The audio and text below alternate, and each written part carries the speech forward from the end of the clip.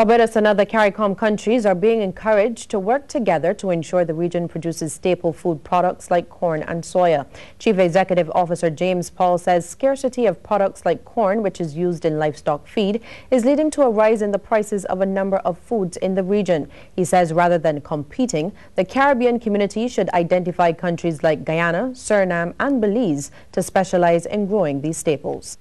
To sustain the agriculture sector in the Caribbean, I really think that what we need to do is for different items to maybe specialize in the production of commodities. And this is something we have been talking about at the level of the Caribbean Poultry Association, that Guyana with its large land resources can actually make some of that land available for the growing of corn. Suriname can do the same thing. Also too, for instance, Belize can do the same thing. So, and I think that if we can actually get our inter-island shipping right, that at least let us see if we can at least help out each other. But as it stands right now, we are competing.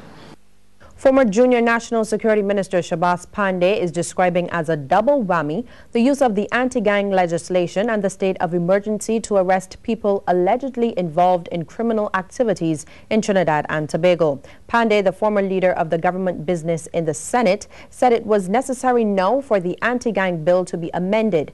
As it stands, the bill allows for persons presumed to be members of criminal gangs to be detained for 120 days without bail. He acknowledged that legislation on a whole could not be drafted to cover everything, but the use by the security forces to detain people under the anti-gang law was lethal. Police Commissioner Dwayne Gibbs said yesterday that 789 people, including 293 gang leaders and members, had been detained since Prime Minister Kamala Persad-Bissessar announced the nationwide curfew on August 21st. The Jamaica government is recruiting an additional 56 healthcare workers from Cuba next month. Health Minister Rudyard Spencer said that a team from the ministry visited Cuba last month and interviewed more than 200 nurses, from which 114 will be selected. These nurses with various specialties will be placed in both primary and secondary care systems. Jerson, this is the Business Report. The president of the Barbados Hotel and Tourism Association is challenging the notion that Barbados is an overpriced destination. Colin Jordan says people sometimes unfairly compare the island to other destinations which pay their workers lower wages and have newer hotels. He made the comment while responding to a caller on the People's Business on CBC TV 8 last night. We do our purchasing locally, much of it. There are some things that we import, but based on those inputs, we have to set a price. Now, the challenge is that our price is compared, the caller said, to prices across the world for similar destinations, and sometimes destinations that are not similar, we still get compared with those destinations, and sometimes we appear to be more pricey. Mr. Jordan also said the BHT is generally pleased with this month's budget presentation by Finance Minister Chris Sinclair.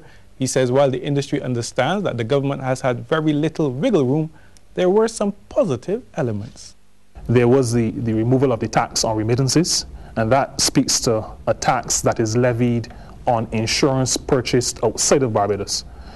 But there is an insurance policy, a liability insurance policy that all businesses that work with cruise ships must have. It's compulsory, but it is not offered on the island.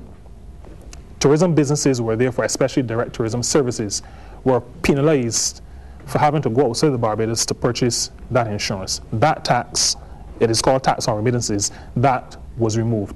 We're very happy about that.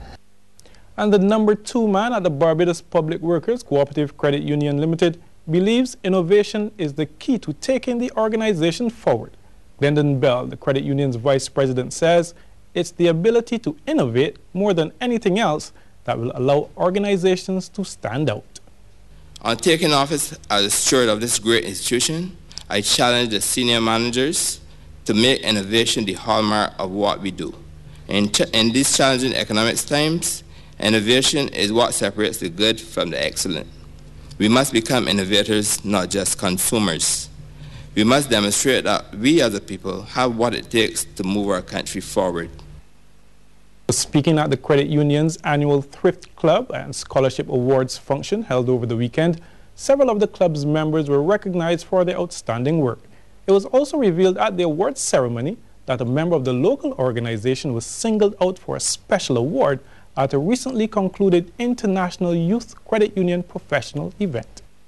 At the conference, I was delighted to hear our own Tracy Pounder named as one of the 2011 Youth Credit Union Professional Scholarship winners. That scholarship is given to 5 outstanding nominees from across the world whose skills and accomplishments have already made a significant impact within their own credit union system. The scholarship finances all associated costs with next year's conference and will cover her registration fee, travel, accommodation, and other expenses. And now here's a summary of today's trading on some of the region's stock exchanges.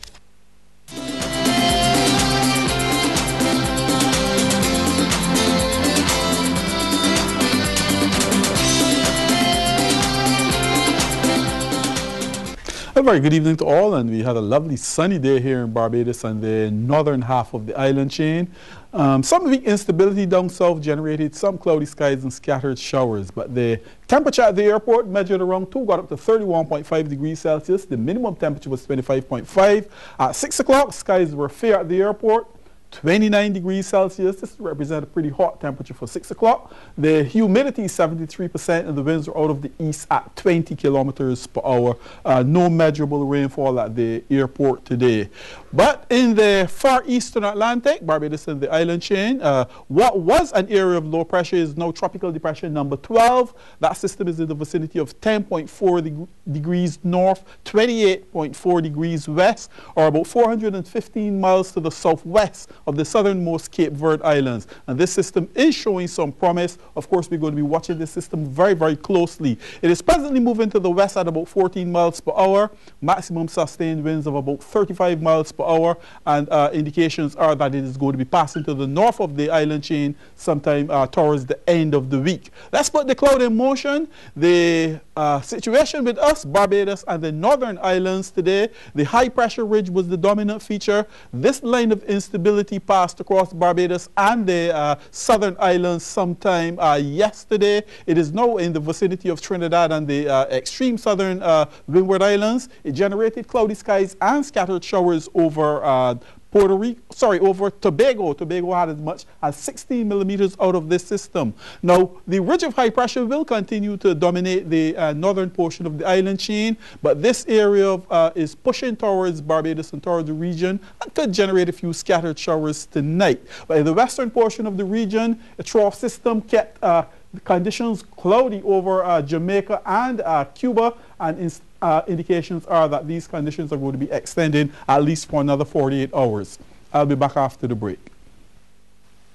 Welcome back. And weak instability over the south due to some intertropical convergence zone activity will keep those skies partly cloudy to cloudy with some scattered showers. Fair to partly cloudy skies tonight. The patches will continue to flow into the region. A wee bit more activity tomorrow, but the mix of sunshine and showers, mostly sunshine. And of course in the west, activity associated with the trough system should keep cloudy skies and scattered showers, especially across Jamaica and sections of Cuba. Let's take a look at our 4-day prediction. We are going to be looking at Tuesday through to Friday, sunny, as I indicated, a mix of some showers tomorrow. But there's this trough system around the central Atlantic that is going to be pushing toward the region. Could bring some cloudy skies and a bit more shower activity around Wednesday with the northward modulation of the intertropical convergence zone. But towards the end of the week, of course, we're going to be still tracking tropical depression number 12 closely as it moves towards the region. Sunrise, 5:47. Sunset will be at 10 minutes after 6. The tides, the first high tide 20 minutes after 4 tomorrow morning. The second 4:44 in the PM. The first low tide 27 minutes after 10 in the AM. Seas slight to moderate in open water and swells are peaking at 2 meters. The winds across Barbados and across the region east-northeasterly to east-southeasterly 10 to 25 kilometers per hour. Tonight, our predictions fair to partly cloudy with a few brief scattered showers, and come tomorrow, mostly sunny with just a few brief showers.